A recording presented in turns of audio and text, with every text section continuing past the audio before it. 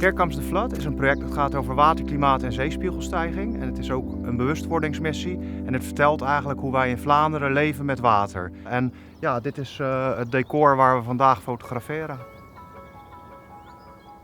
En iedere keer als die afflitst een andere pose aannemen alsjeblieft.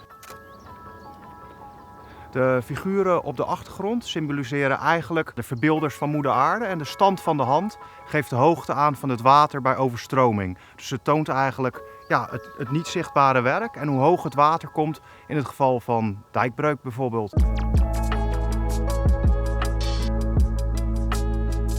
Door klimaatverandering stijgt de zeespiegel en in het mondingsgebied van de Schelde proberen we ons daaraan aan te passen door grote overstromingsgebieden aan te leggen en ook dijkversterkingen te doen.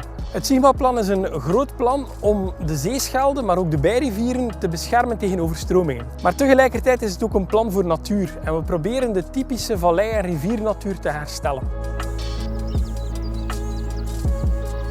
We staan hier in een overstromingsgebied van het Sigma-plan.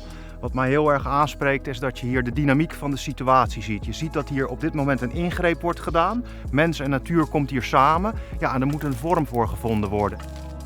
Ik denk dat er heel veel mogelijkheden zijn hoe we met de aarde samen kunnen leven, hoe we met water samen kunnen leven. En ik denk dat het belangrijk is om als mens en in mijn geval als kunstenaar te kijken naar je eigen reikwijdte.